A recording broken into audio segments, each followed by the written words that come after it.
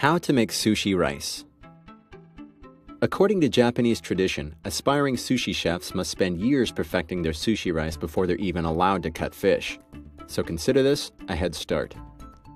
You will need 2 cups of short grain white rice, preferably Japanese sushi rice, lots of fresh cold water, a measuring cup, a mesh strainer, a heavy 2-quart pot with a lid, a wooden spoon, a timer,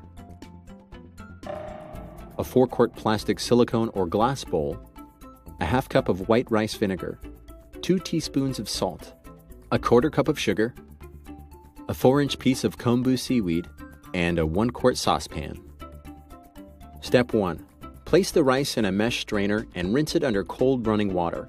Pick out any debris you might find in the rice, such as weird little pebbles or odd-looking grains of rice. Step 2. Place the rinsed rice in your 2-quart pot and fill the pot with water until it's about 1 inch above the rice. Let this soak for 30 minutes. Step 3. Place the soaked rice back in the strainer and rinse it again under cold running water until the water runs clear. Step 4. Place the rinsed drained rice back in the saucepan and add 2 1/4 cups of cold water. Cover the pot, place it over high heat, and bring it to a boil. Step 5. Once at a boil, you'll see steam and bubbles escaping from under the lid. Turn the heat down to the lowest possible setting. Step 6. Let the rice simmer for 20 minutes. Set a timer, and don't lift the lid to check on the rice until it goes off.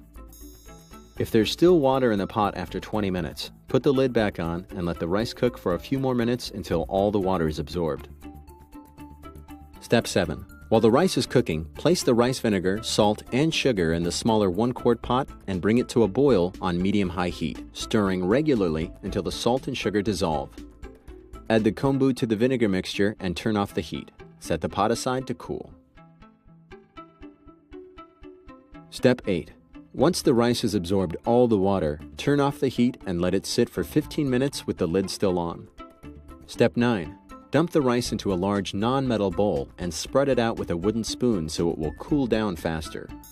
Don't scrape the bottom of the pot. Any dried, crusty bits of rice will add a funny flavor and texture to your sushi.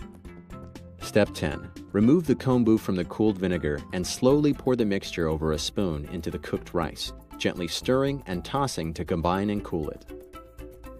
That's it. You've just saved yourself years of practice. Did you know? The average American eats about 27 pounds of rice a year, while the average Asian eats about 400 pounds.